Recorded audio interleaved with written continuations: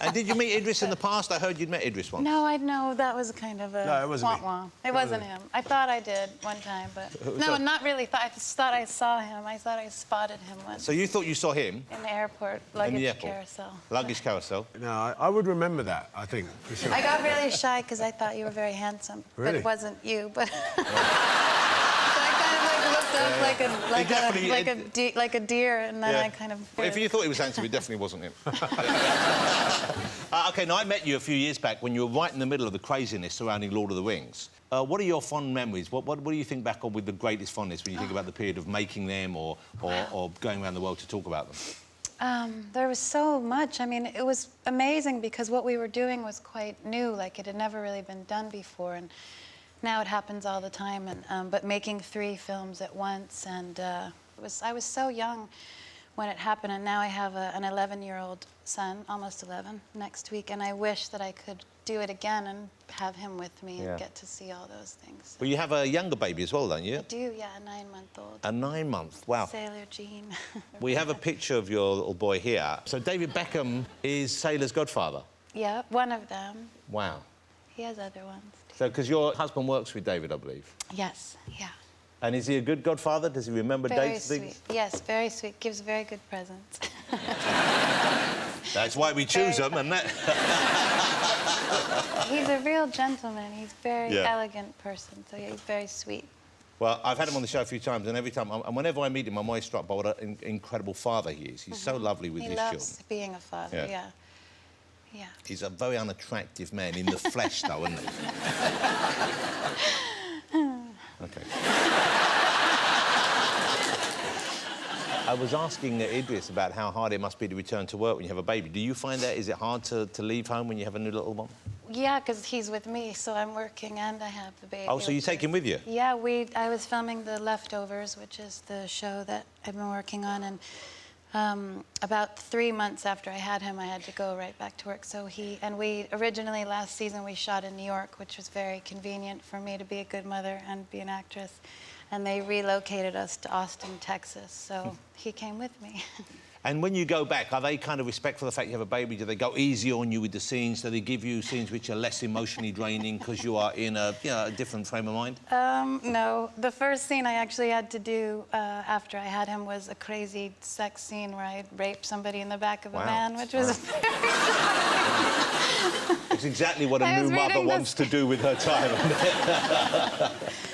Let me ask you about the experience where you have with fans, because I know Lord of the Rings fans are a bit like any kind of popular fantasy. They're very... possessive is the wrong word, but they're very passionate about it. How are they with you? Do they expect certain things from you? Do they want you to do or say certain things? I went to the Comic-Con the other day here in England, which was really interesting, because I did like a photo op with some of them, and a few of them came in costumes, and they were so specific about what they wanted me to do. Like, one of them wanted me to put my hand on his heart, and he was dressed as Aragorn, and I had to hold the even star. And I was like, wow, this is trippy. It was very interesting. He really, like, planned this out, exactly. He wanted me to look into his eyes and do the whole thing with him. What a lovely thing, though, because that must have been a really big moment for him.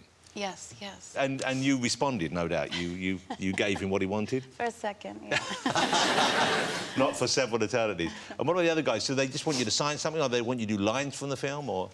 Yeah, people often ask me to speak Elvish, and what else? I can't remember. They're very sweet, because there's people that just love those stories. Yeah.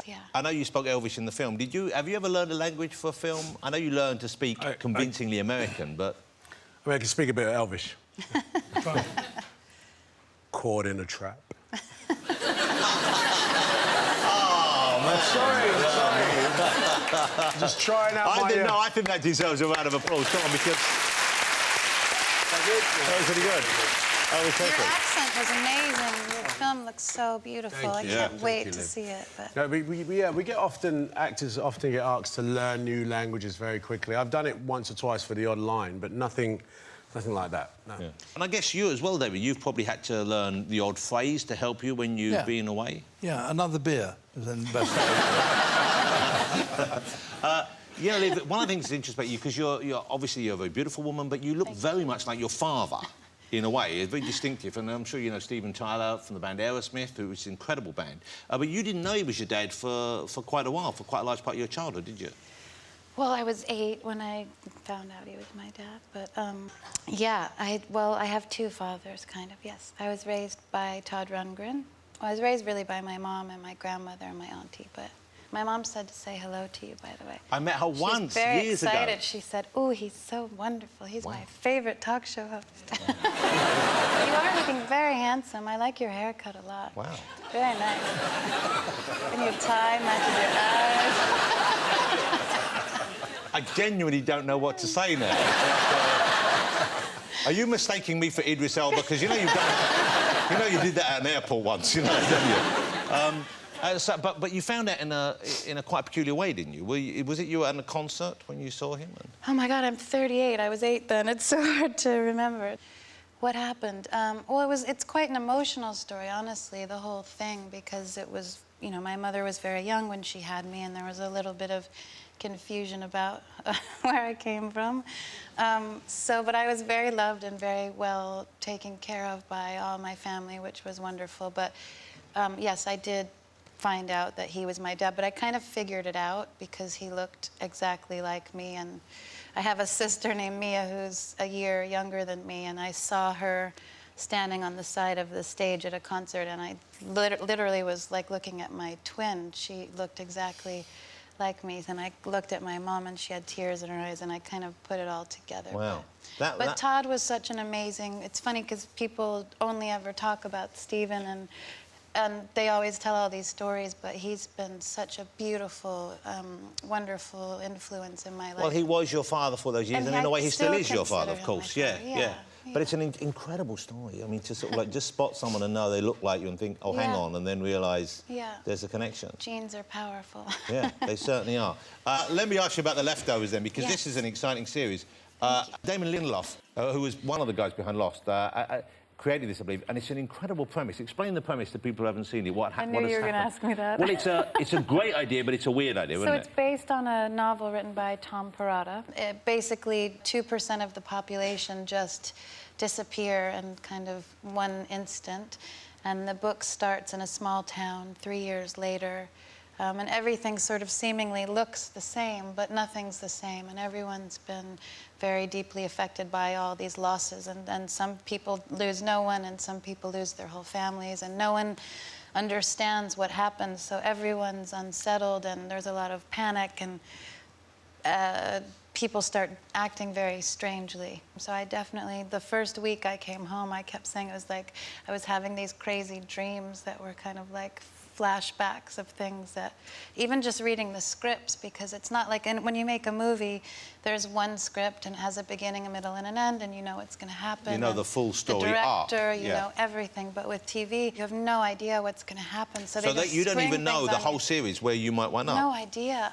I mean, after that sex scene, I said, "Where are we going with this? Like, what's going to happen to Meg?" And Damon said to me, "Is it okay if you just know where you are right now and you don't focus on where you're going?" And I was like, "Oh, okay." Well, we've all said that after a sex scene. But it's really hard because it's human nature to want to know what's going to happen. Of course. But what would happen if you turned up and they said, oh, yeah, and you hadn't seen the script and it's like you die at the end? I mean, that happens. Because I'm going to say now, though, if you haven't seen The Wire, I'm about to say something which will be a spoiler, and I don't want to spoil it from you. So you haven't seen The Wire, put your fingers in your ears now, because, here it comes, because Idris, your character doesn't make it to the end, does he? Thanks. I didn't think you'd be spoiled by this. I thought you knew. But how did you find out? Did you know way in advance? Well, I think just like your producer, you know, he did say, look, we're not sure if it's going to make it. You know, I'm in the trailer, I'm reading along. Oh, Stringer walks into a warehouse. Oh, Stringer gets shot. And then that was it. Wow. Can I tell you a true story? Yeah. At the end of my death, right, the guy kills me. There's 2 guys that kills me. And one of them, right, comes over, takes out his penis and pisses on my character.